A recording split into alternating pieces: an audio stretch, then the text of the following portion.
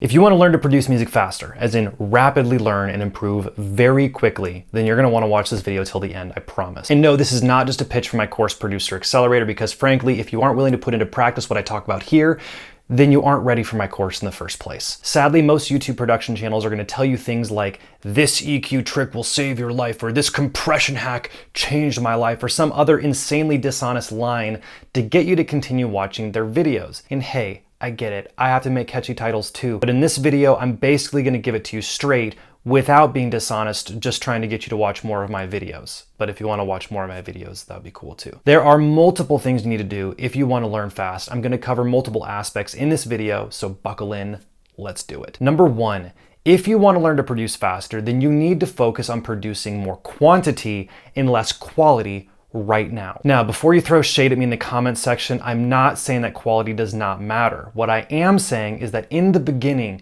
quantity is more important than quality if you want to learn fast. Why? So there's a book called Art and Fear, in which a story is told about a photography class where the teacher broke the class into two separate groups. Group A had to focus on taking as many pictures as possible throughout the semester and were graded on quantity of photos.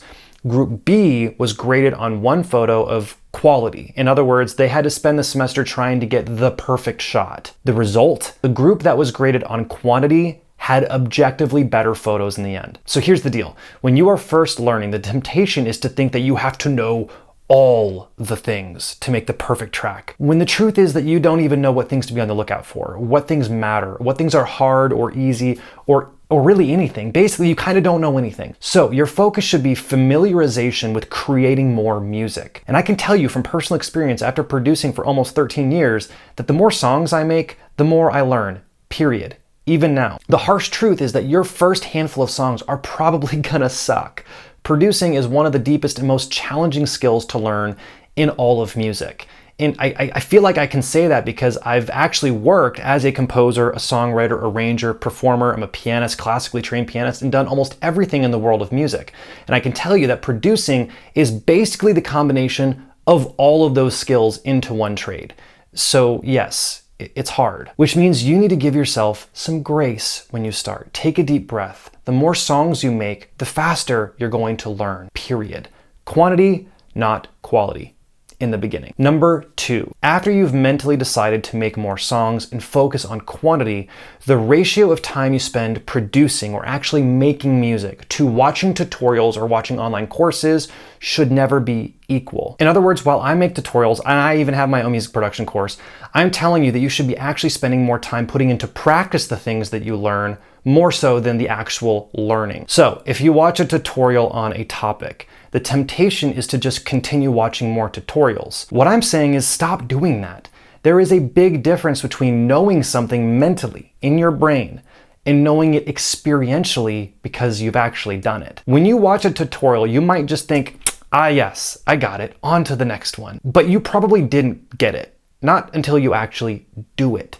So this is really simple, but you need to actually experience what you learn and not just stuff your brain with information. We live in the most heavily information saturated time in our history, yet people seem to not actually be much smarter. Why is that? Because there's a difference between reading or watching something than actually doing it. There's a really good book called The Death of Expertise. You might want to check that out. It's fantastic. In short, you should spend way more time actually making music than watching tutorials. There's a direct relationship with expertise in time. In other words, if you want to be an expert, then you have to put in the time practicing. It's not magically going to happen on its own from simply watching tutorials. And by the way, I'm not saying that I'm an advocate for the 10,000 hour rule. That's been debunked numerous times. And I'm not trying to just call out any of my students here, but I know I have students who blow through my entire course in a matter of days. And the truth is, there is no way you can actually learn like that. Sure, you might have just stuffed a ton of info into your brain, but how much did you retain and how much do you actually know how to implement without practicing it and experiencing it? Probably not a lot. And if you're one of those students, I'm not bashing on you. I'm just saying you should probably go back and take it slower and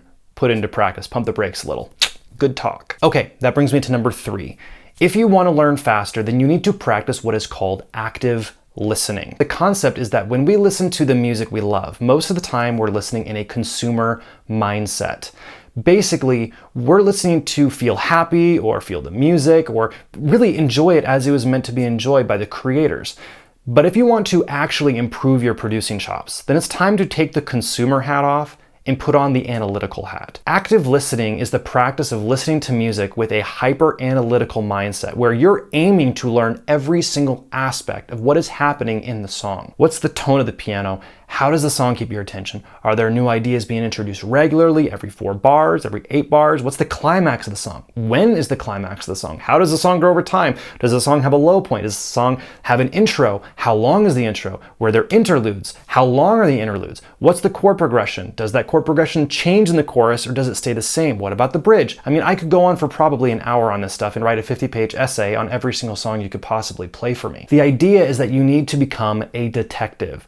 If you want to learn how to make songs that are incredible, then you need to basically dissect the songs that are incredible and figure out what's happening behind the curtain. And no, you're not going to be able to see the vocal chain or what plugins were used, but what you can do is analyze the sound. You can figure out the melody, you can figure out the chords, you can study each and every song you want to model after and take what you learn and directly implement it into your own productions. In fact, I would argue that whether you practice this or not actively, you are being influenced by what you put into your ears. What you listen to will 100% impact the music you make. So think of it like this. If you're already being influenced by these things and making choices to try to sound like what you listen to, why wouldn't you just study it? I mean, I know the answer, it's usually laziness, but let's be real. This right here is a gold mine of information just waiting to be tapped into, and all you have to do is log into Spotify and push play. If you were to spend time every day for, let's say, 30 minutes for a month analyzing your favorite songs, I promise you that you will uncover things that you had no idea were happening in the music you listen to, and it will change how you make your own music, I promise. But don't just listen actively. Practice that skill and then immediately model after it. In other words, implement it. Put it into your music. So I have 2 little kids, okay? My oldest is 2 years old. He's been learning to talk for the last several months. And the question kind of becomes this: how do children learn how to talk, right? Like, think about that. They learn by imitation. They learn because my son hears me say something and he's immediately going to repeat what he heard. If I say a sentence to my son, he's going to repeat the last word of that sentence because that's all he can remember. But over time, he's going to be repeating that entire sentence because he's going to learn and put into practice what he has learned by imitating it. Give it a year, 2 years, 5 years. Next thing you know, he's going to be making up sentences and paragraphs all by himself, saying things that I never taught him to say because he's now learned how to use his own thoughts to formulate his own ideas. Learning how to create music is insanely similar to this. Picasso is attributed for saying this pretty famous quote: "Good artists borrow, great artists steal." So I'm not advocating for plagiarism, but I am advocating for imitation. Number 5. Okay, so far, if you implement the 4 things we've talked about right now, you're going to see improvement, and it's going to be fast. But this last one is what gave me the fastest growth pattern out of all of them. It's this: learn from someone who knows way more than you do. In other words, find a mentor or a teacher. Now, how this worked for me was when I was in college, I was introduced to an artist who was pretty successful and had been for a very long time. I told him that I wanted to be a producer, that I'd already been producing since I was about 14 years old. He basically told me that I should be connected with this producer that he knew that lived in town. He gave me his number and told me to just say that he told me to call him. And I did. And I called him, and guess what? He literally invited me to come down to the studio that same day. He basically took me under his wing. I got to help him produce music and even almost took a job as a producer for his studio. Now, why I didn't is a whole other story. But the point is that I put myself in the same room as someone who had experience and expertise way beyond what I did. And guess what? I learned more in a short time with him than literally years on my own. Now, I know that most are not going to get that chance or even have that opportunity. You might not even live in a place where that's possible. But if you can, or if you do, then take it without a second thought and do it right now. If not, then I highly recommend getting involved in a course online that is structured. That's kind of the key, structure. YouTube is great for tips and tricks and quick information, but it's not very great for structured learning. Obviously, I have my own course, Producer Accelerator, but there are so many courses out there, and the truth is, you might not resonate with my teaching as much as someone else. So I might not even be the right fit for you in the first place. I know Andrew Wong has a course, Music by Blanks. My buddy Avery Berman is an amazing teacher. I'll link his Instagram in the description. There are plenty of other great programs online. Now, the one thing I will strongly urge you not to do not just buy a mixing course. Mixing courses are everywhere, but most of them do not actually teach producing.